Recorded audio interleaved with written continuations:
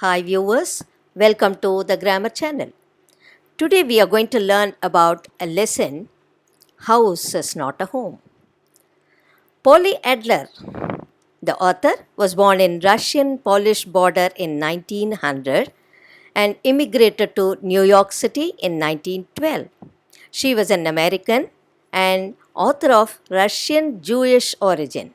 Her best known work is A House is Not a Home.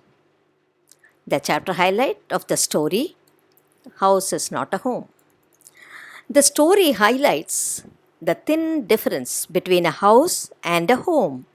While a house is built with brick and cement where people live, a home is a place where a family lives together, sharing the unique bond of love and affection. The narrator's house gets destroyed by fire and he gets a new house. He realizes that his home is the one built by love and affection of his family and loved ones, which is very precious. We move on to the summary of the lesson. Zan, the narrator, tells his own story when he used to be a teenager. He joins a new school and finds it very difficult to get adjusted to the new place and make new friends. So, he feels lonely and isolated like any other teenager in the new setup, strange environment. He misses his old friends, teachers, and of course, the old school where he was leading a very comfortable student life. One Sunday afternoon, when his mother is putting fuel on the fire to keep the house warm and comfortable, he suddenly notices smoke pouring in through the seams of the ceiling. Soon, the smoke fills the room and flames begin to engulf the roof.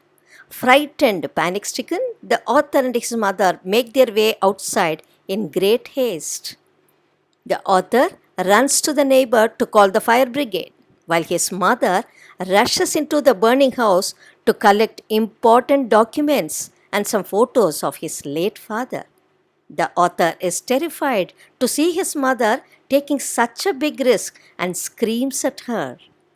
In the meantime, the fire brigade arrives and his mother is saved. Suddenly, he realizes that his pet cat is missing. He finds her nowhere. He falls into deep depression. The firefighters take 5 long hours to put out the fire completely. The author's house is almost burnt down. So he goes to his grandparents' house with his mother. Next day, when he goes to school wearing the previous day's clothes and borrowed shoes, he feels embarrassed. He is very sad and feels insecure. His old school, his friends, his house, his pet cat, all have gone away. After school, the same day, he comes to the place where his house once stood and is shocked to see the damage. Whatever had not burned was destroyed by water and chemicals the firefighters used to put out the fire. He has lost everything except the photo albums, documents, and some other personal items. And the loss of his pet cat makes him so uneasy and sorrowful. The news of the fire spreads quickly in the author's new school.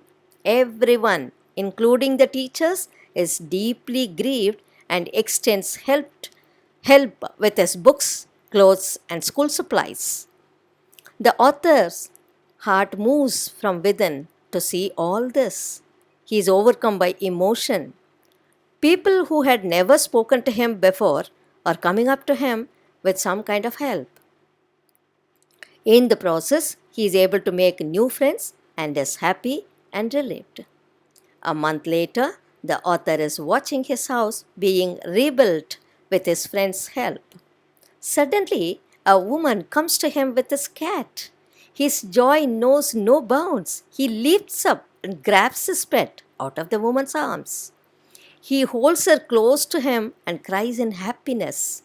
His friends also hug the cat and jump around. It is a great day for the author.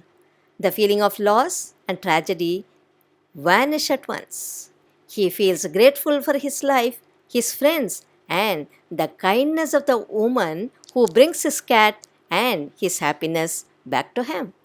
The word house denotes a structure made of concrete material, while the word home connotes a place where love and concern bind the people occupying the space. A house is not a home is an appropriate title because Zan did not lose his home when he lost his house.